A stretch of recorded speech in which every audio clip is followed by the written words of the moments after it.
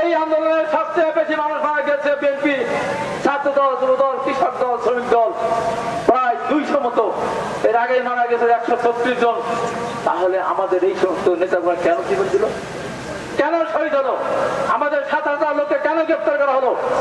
এই সরকার ভেবেছে ছাত্ররা যতই আন্দোলন করুক না কেন, বিএনপি যদি তাদেরকে সমর্থন না দেয় তাহলে আন্দোলন সফলতা তার পথে পৌঁছাবে না।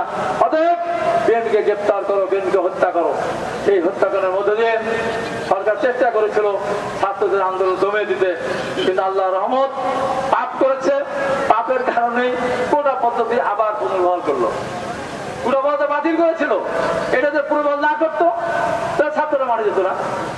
কিন্তু সরকার করেছে পাপ, এবং তাদের যে দুর্নীতি, এই যে শত কোটি টাকার দুর্নীতি করে আজিজ বেঞ্জির থেকে শুরু করে আসার থেকে শুরু করে এইটা ঢাকার জন্যই তারা এই কোটাটাকে সামনে নিয়ে এসে আবার পুনর্বহাল করে আন্দোলনটাকে ওই জায়গায় নিয়ে যাচ্ছেন। মানে ওই যে দুর্নীতি প্রকাশ হচ্ছিল সেগুলিকে বন্ধ করার জন্য। সাবধান, এই দেশের ছাত্র সমাজ ওই আবু সাঈদের, যারা রক্ত দিয়ে আবু সাঈদ শুরু করেছিল, সেই রক্তদান অব্যাহত আছে। আওয়ামী লীগের বাংলাদেশের রাজনীতির ছাত্র সমাজ আর কোনোদিন রাখতে দিবে না।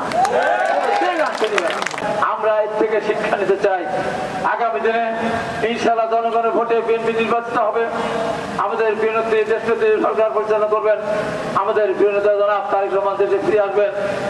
তারেক রহমান দেশে আসবে, আওয়ামী লীগের দেশে আসতে পারবে না।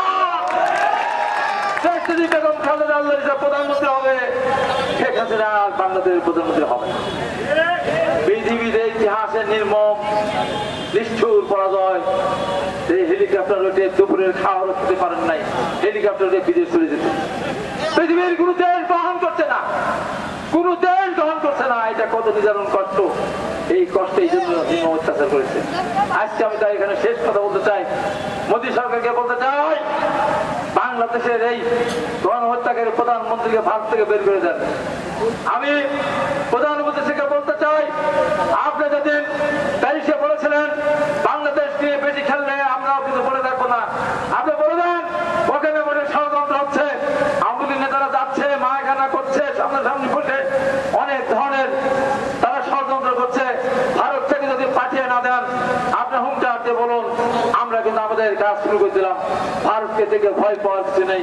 আশপাশের কোন দেশ, মালদ্বীপ পর্যন্ত ভারতকে একটু হিসাব করে না। আমাদেরকে যোগদান এইভাবে কত মানুষকে হত্যা করার মধ্যে আমাদের মাঠ থেকে হারিয়ে গেছেন। এইভাবে শত শত মানুষ জীবন দিয়েছে আন্দোলনের কারণে। সারা বাংলাদেশের মানুষ যেখানে অত্যাচারিত হচ্ছে নির্যাতন। আমি কিন্তু অপেক্ষা না করে